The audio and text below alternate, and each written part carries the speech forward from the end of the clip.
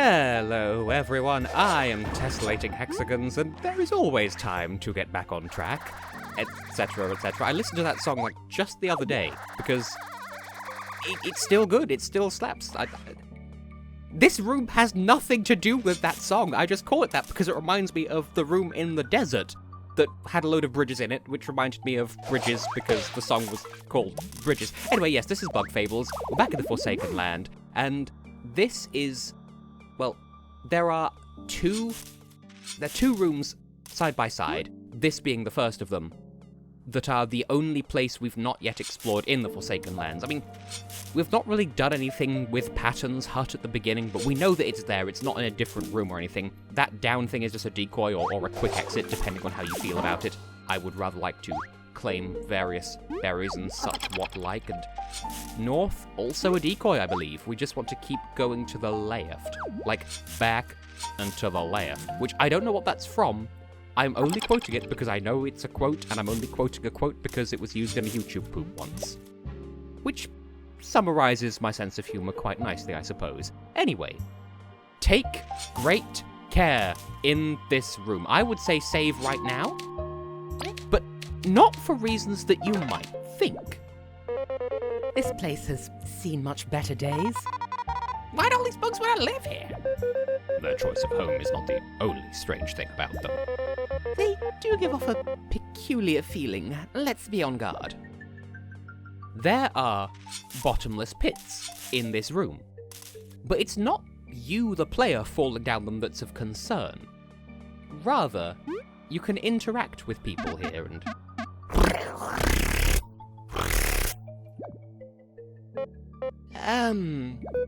Something about these bugs rubs us the wrong way. Indeed, they seem intelligent, but avoid conversation. They can be all weird if they want. Let's keep looking around.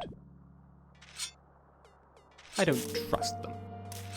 But when I played this game for the first time, I don't remember exactly where here it was, but I had Kabu in the lead, and some sort of conversation cutscene happened, and in walking to the cutscene, somehow Kabu and V passed perfectly fine to it. Oh, hi, Thanes! But Leaf did not. The consequences of which I will tell you in just a moment. We'll be right at back after these Venusian messages. This settlement was used by the very first Ant Queen when she first arrived in these lands. But now it's full of these weird mask-wearing bugs. What's their deal? Yeah, you wouldn't know anything about being part of a cult, would you? But yes, because of the splining error, and Leaf had fallen into a pit, the cutscene refused to start and the game soft-locked, because it was waiting for all of Team Snakemuth to be, in position, and Leaf was never going to get there because he'd voided out. So, just be cautious about that. So, anyway, there are two things we're looking for here. One is the obvious thing, the other is a slightly less obvious thing. What's going on in here? Ah, there's a flippity-floodle. Hi.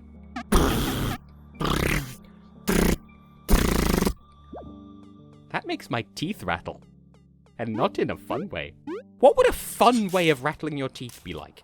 Anyway, you're going to want to have a bit of a look around in here. Is that the room where it happens? No.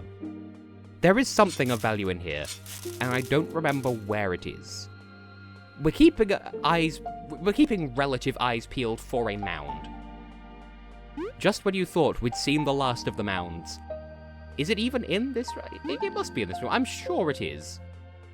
I'm still very paranoid about these edges, though. Is it in the same room as Venus? Did I just... Well, whatever. We have other business to deal with first, so we could just put that concern on the back burner. Tessa's blindness can wait for another year.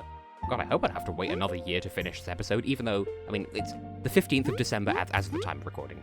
But, I am on a bit of a time crunch recording this series anyway, because my computer runs Windows 7, and Steam is going to stop working on Windows 7 at the start of 2024. I'm sort of trying to crane my neck to see inside that fridge. Clearly this is a fridge. Is there anything to be had in here? No? Okay, I know there's a mount somewhere, but whatever. Let's focus on Forful, apparently. Hi.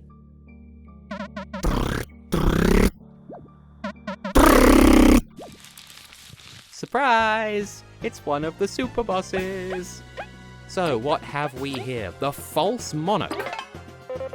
Your collective's days of luring weary travellers to this town end right now. Stay sharp, Leaf. We may need your defensive skills. Something else that I've learned in between videos is I've seen in the past that Leaf, when it comes to freezing enemies,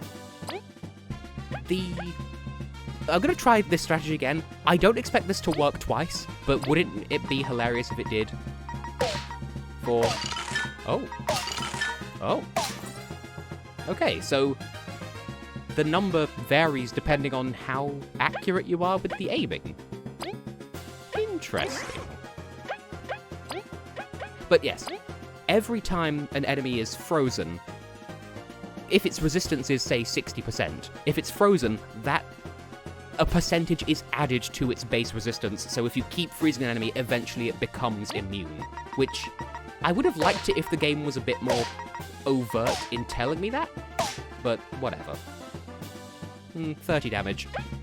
I think not enough for me to go for a third round with further mitigated damage output, methinks. So, Chompy, you're up with your attack-enhancing ribbon. So, what do you do?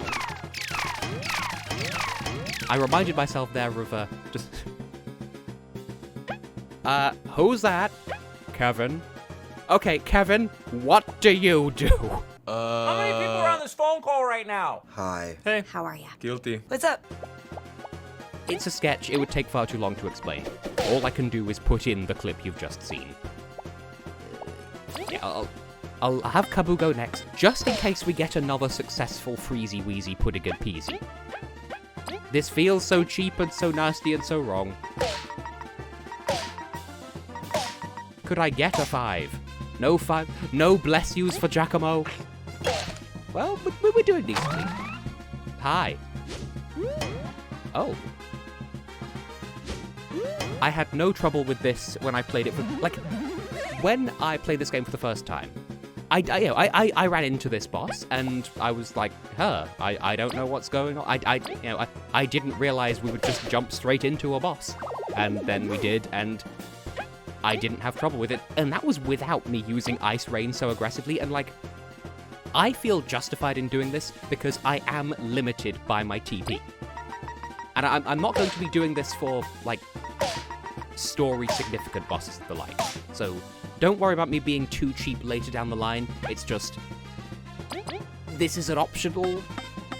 I say super boss.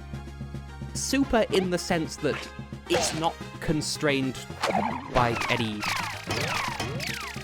any sense of... Hi. The game can sort of take the kid gloves off a little bit, because it knows that, you don't have to beat this to progress the plot, so it's not like gatekeeping anything by saying, you need to beat this really hard boss. So it allows itself to make it be a bit less beginner-friendly, I guess. I'm looking at items. Now, we do have honey drops. I could restore TP, but I think I spent my TP. I've learned my lesson. I'll just ride the rest of this boss out. We've still got most of our HP. We'll be fine. I do, these are not easy, I don't want to undersell. These are, nevertheless, difficult experiences. So, I wouldn't want to just tear through them. The Devourer, I feel like I kind of earned a free pass on that one. Pressed every wrong key on the way to the right one there.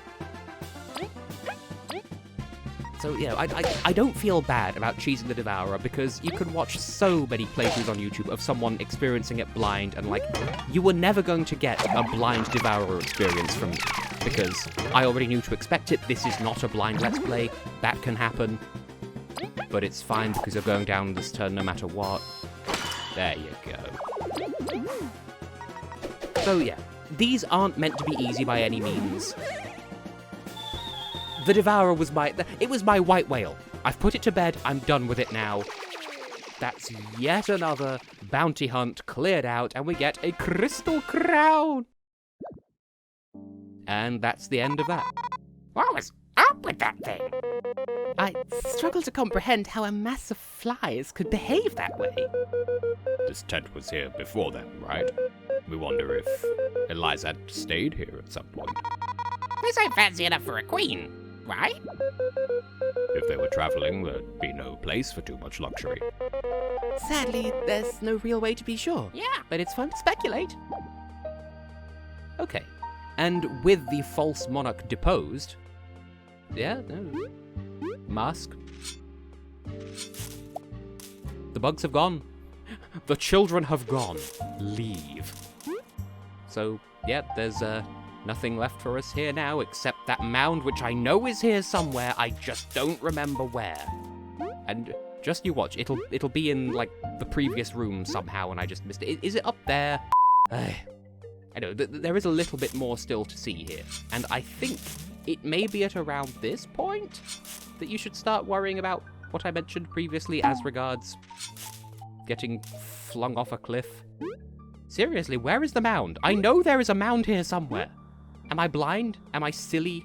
Am I silly of the eggs, to quote a quote? Where is it? 12 seconds later. I saw the mound! And it opened up my ound. I could swear that there was like a cutscene that makes you gather like here, or maybe over here, and because Leaf fell off the cliff, I've told you the whole story.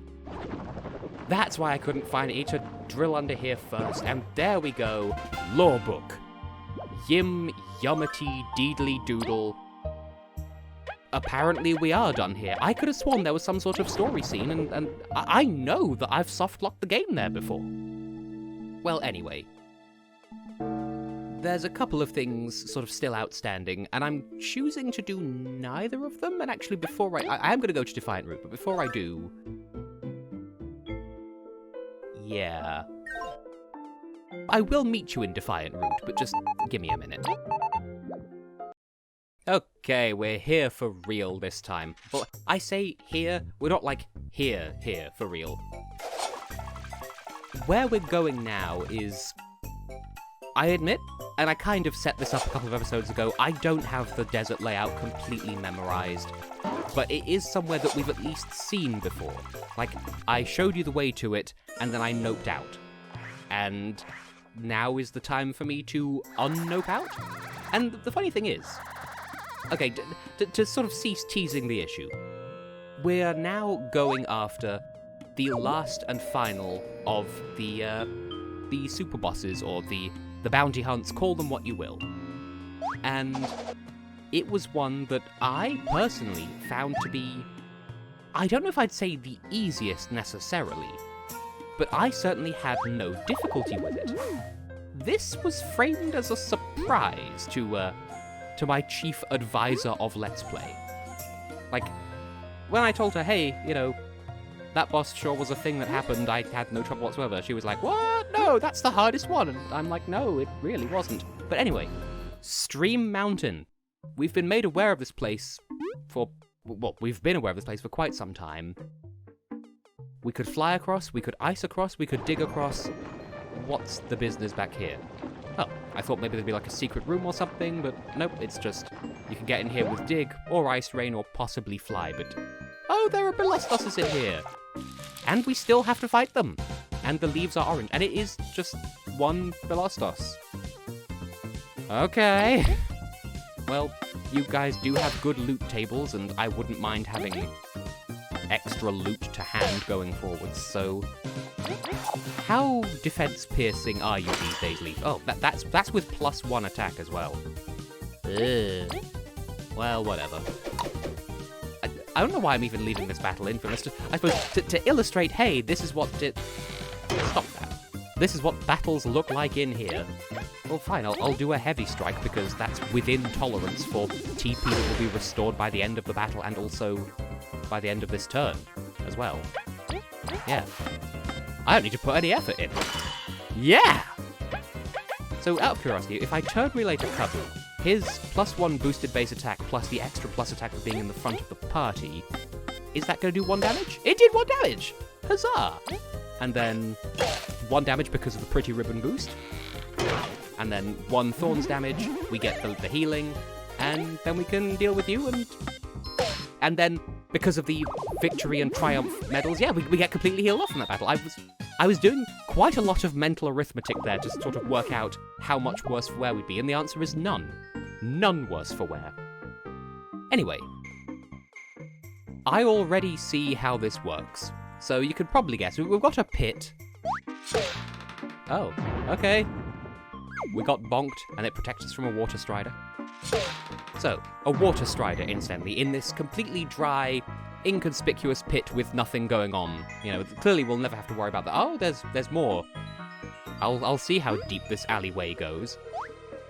Aha! We're so strong we can walk right through you.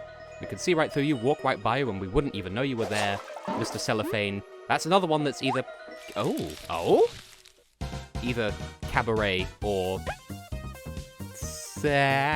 Chicago. Why could I not...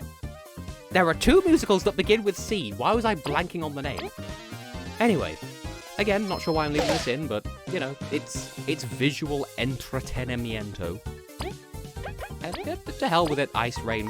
We're having a bit of an ice party these days. And then another one to deal with you the rest of the ways to your death. And then we'll just do nothing. And then you're back in the room.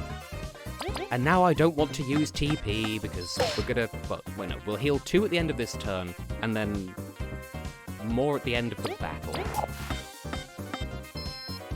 I shouldn't bother trying to do all this mental gymnastery. Just let the battle play out as it will. This too shall pass, which I only know that as an expression because of OK Go, because that was the name of one of their albums. Haha. Because their albums just have names like that. Because there's that and there's Of the Blue Color of Sky. And hey, we finally got to demonstrate what happens when a Belostos holds a rock and we knock the rock from its hands. I hit A and Z in the same keystroke and I'm salty.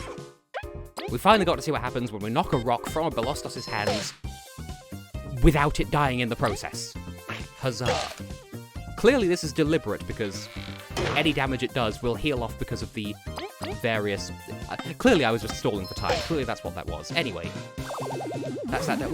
They still give a not terrible amount of exploration points. It's 5 for those 2 enemies put together, so not brilliant, but hey, yeah, we got berries and clear water. Like, we know where we can harvest this from most of the time. I just wanted to... I wanted to grab that because I do intend to fill out the recipe book, like, during this series. It's just... Yeah. Oh, okay. You know, we will need the clear water for a surprising number of recipes, actually, because we've seen burley tea before. But there are other varieties of tea, and, as you may have noticed, in the bomb shop in, Oh, wait, I know why we had to do that. But we're not actually trying to cross this room. We need to do some verticality, I think? And now that we've knocked that tree down, it'll form a ramp when we lower the water level, because Stream Mountain, the trick here is variable water levels. I was sort of hinting at that before. Wait, no? Hang on a minute. I've solved the puzzle twice inside my mind. I think what we need to do is flip the switch first. You need to just stop.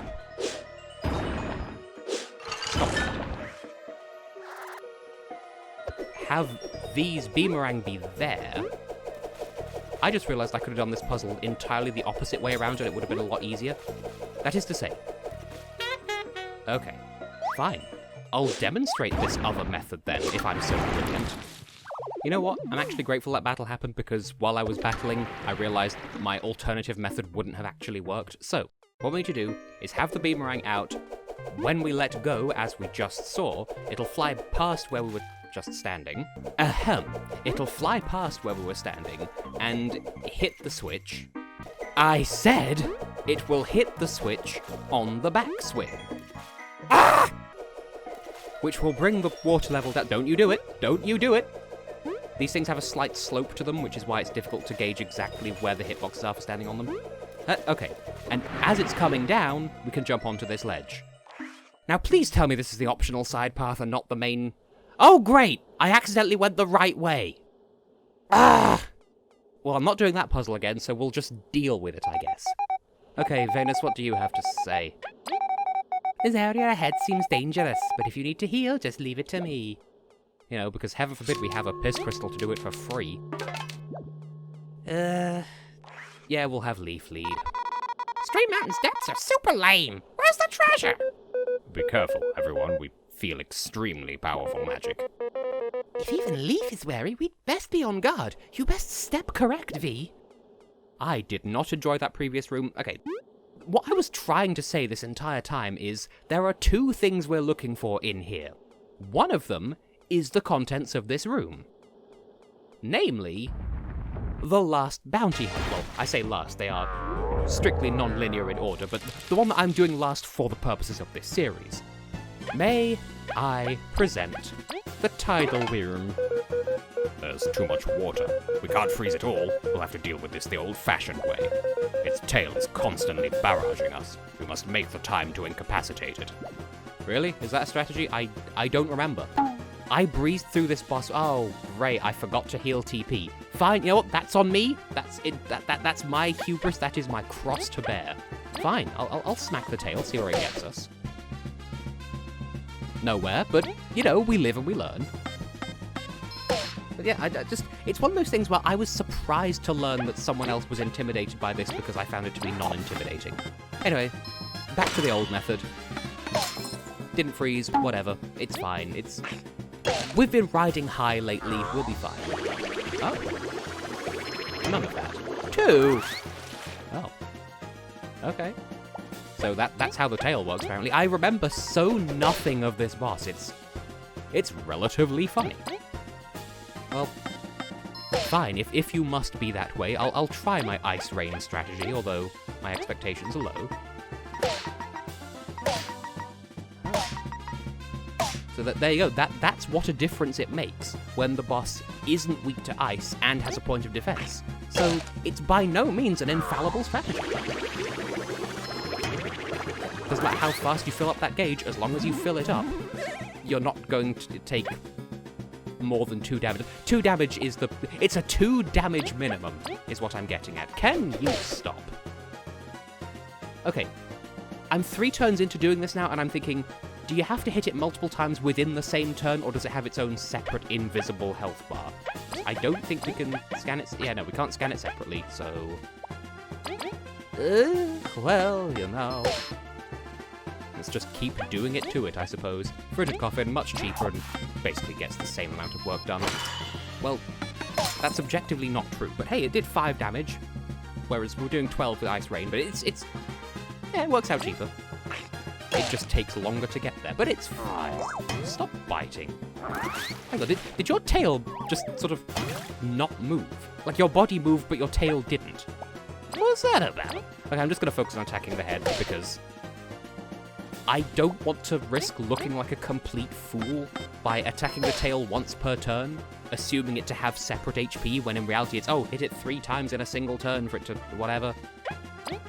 You see, I do some research for this series, but clearly not where it counts.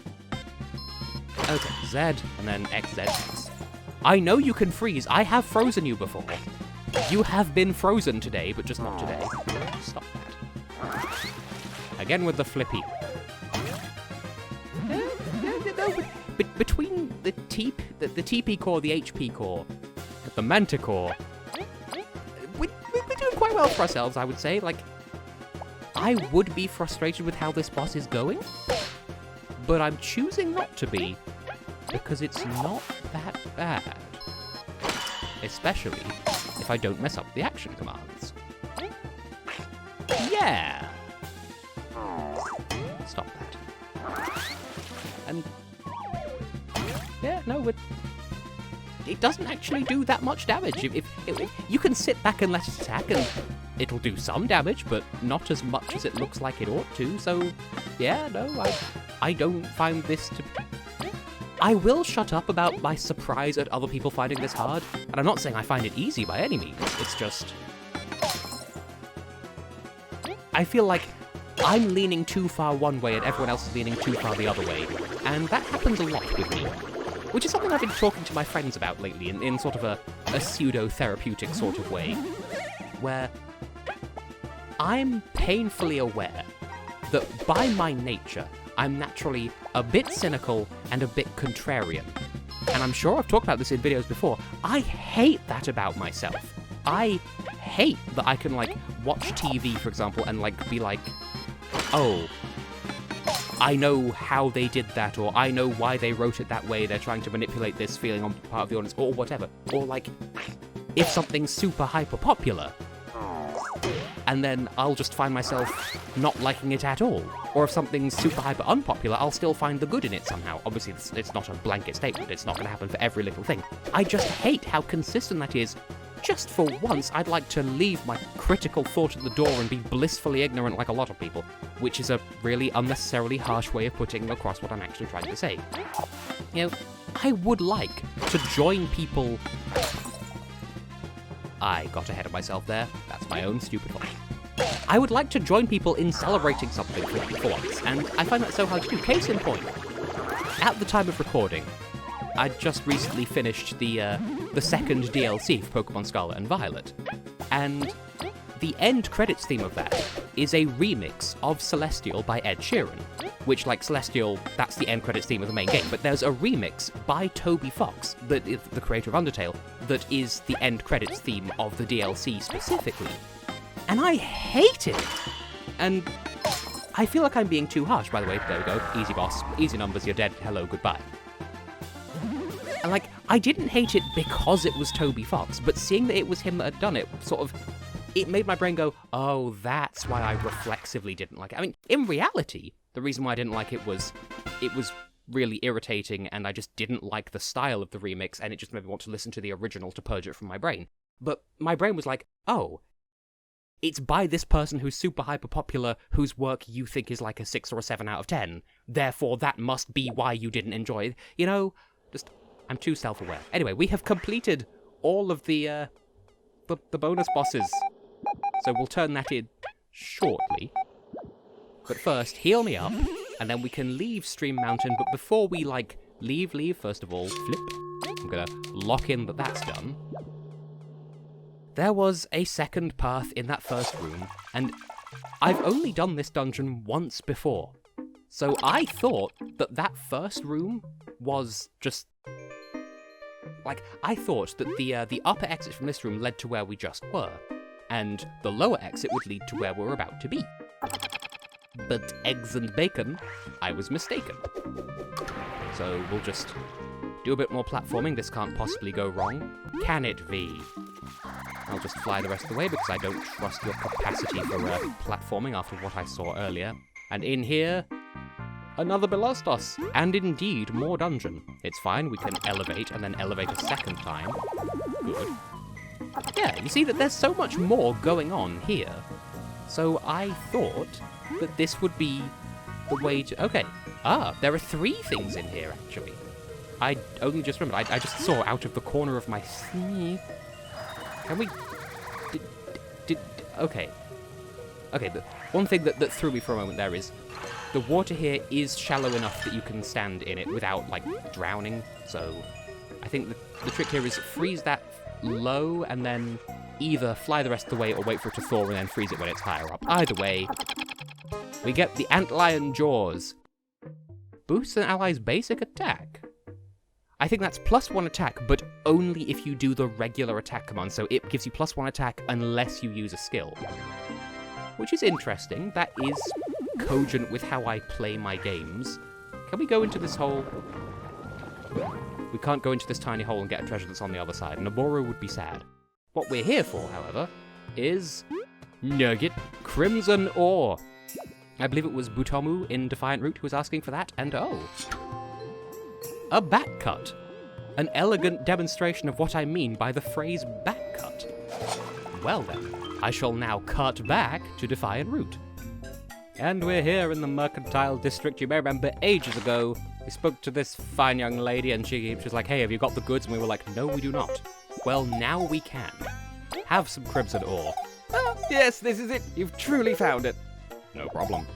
Pardon me, but I will get to work immediately. I've been itching to finish this medal. I'm assuming that it's going to be our prize with a W. Excellent, a masterpiece. Would you take it as your reward? First plating.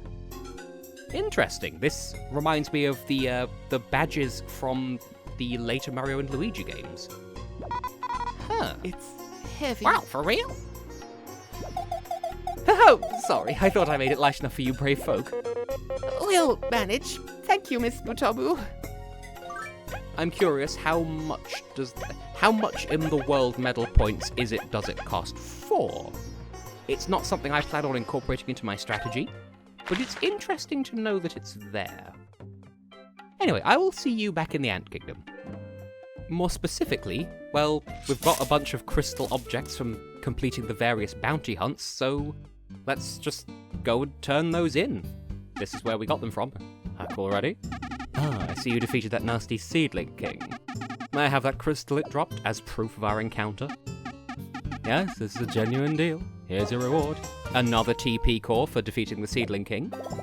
And 50 berries. Nice doing business with you. Please find the other bounties, and your reward will be waiting.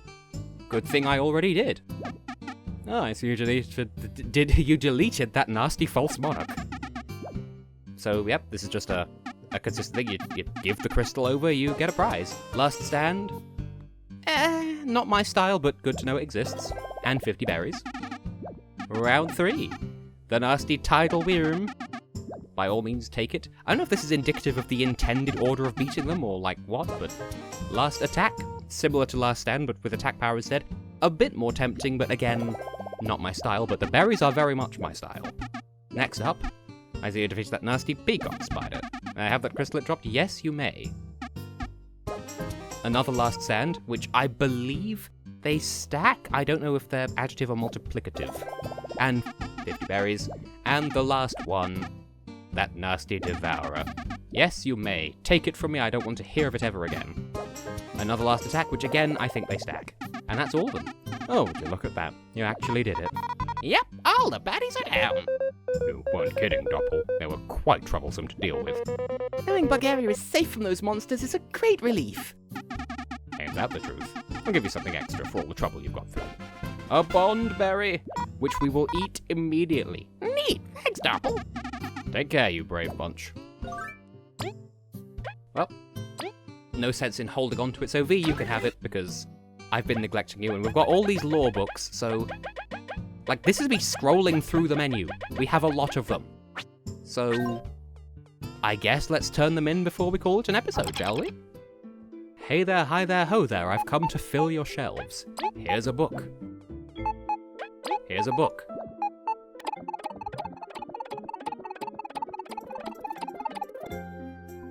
We're so painfully close to completion. Because of the sort of angle of the shelves, there is room for one more. And out of all of Bulgaria, where could it possibly be? It was actually here the entire time. Now, if you know this game, you've probably been screaming at me for this entire series, being like, Tess, you missed the obvious one. Don't worry, I knew it was there. I was deliberately saving it for last just for this little moment. So, there you go. Have the lore book. 1, 10, 20. Well, you've gone and returned all of them. We can read in peace now. That took way too long. Could you give us something for it? Alright. You did go through quite a bit. I've got this on me. Hope it helps you out. A crystal berry. Yeah, it'll do. And thank you for letting us still use the premises. Help yourselves. It's always nice to see others read. Which we will do in another episode. Also, since we're here, hey there, get to tell you some discoveries. As a matter of fact, yes, because at my count, I think we have 48 out of 50, which is enough for all but one of the rewards. So, yep, there you go, 48 out of 50. So that gives us the reward for 40, which is a crystal berry, and the reward for 45, which is another crystal berry. And that seems to be all for now. So, we have got quite a lot squared away there. In the next episode, I think we can get on with the plot. So for now, I have been, will continue to be, Tessellating Hexagons. In the next episode, Rubber Prison and plot progression. See you then for that.